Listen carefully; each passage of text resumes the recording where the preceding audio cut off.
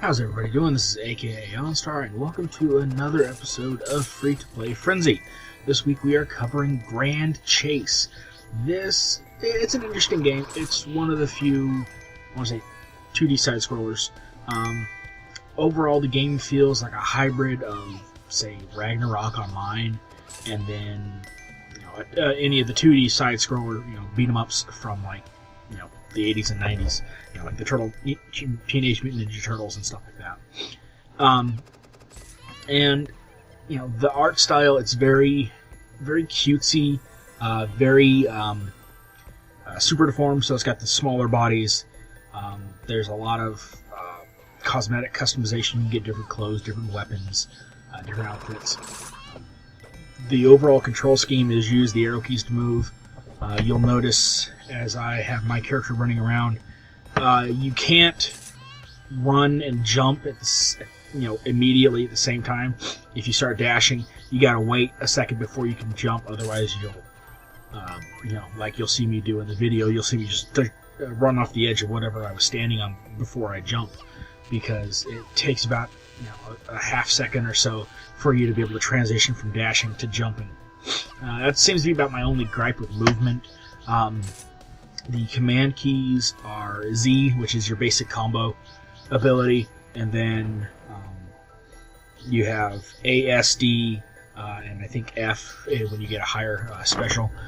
But those are your special attacks. And if you look at the screen, you'll see a blue mana bar, and it's portioned off into 3 or 4 different sections. And however many sections filled up, that shows you how much, how many points you have towards an ability. So if you want to use your D ability, you got to have 3 points. And so it's a very stable system, and then you regain it fairly quickly. And you also, I think, if I remember correctly, you also regain it through combat, through actually attacking people. So it's a fairly fluid system designed for high combat, heavy combos, lots of stuff on screen. And from what I've seen, it can actually look pretty good. It looks decent when it's just me. The game is designed to actually run with a 4-player crew, so it's actually designed for grouping in dungeons and guilds, team play, stuff like that. The character you're seeing me playing is she's a magician. I'm not a fan of her combat, at least this character's combat system. I'm more a fan of the warriors and whatnot in this game. But you start off with having access to 3 of the basic characters, and then a medium.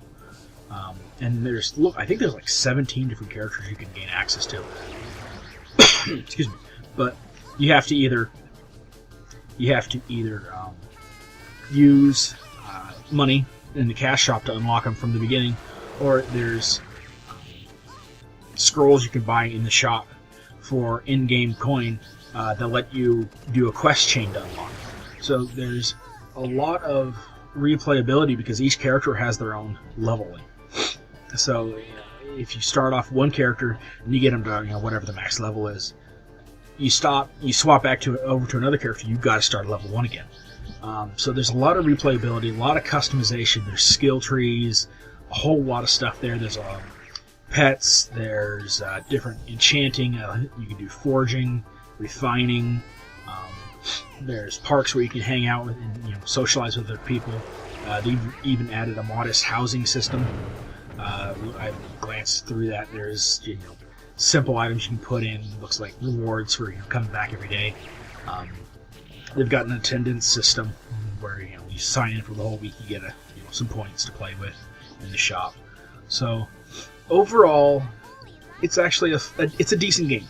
It's not one of my favorites, but it's a viable one if you're looking for something kind of Ragnarok-ish feel,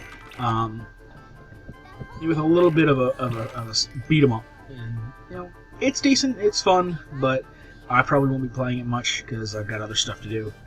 But this has been aka OnStar. Get lost.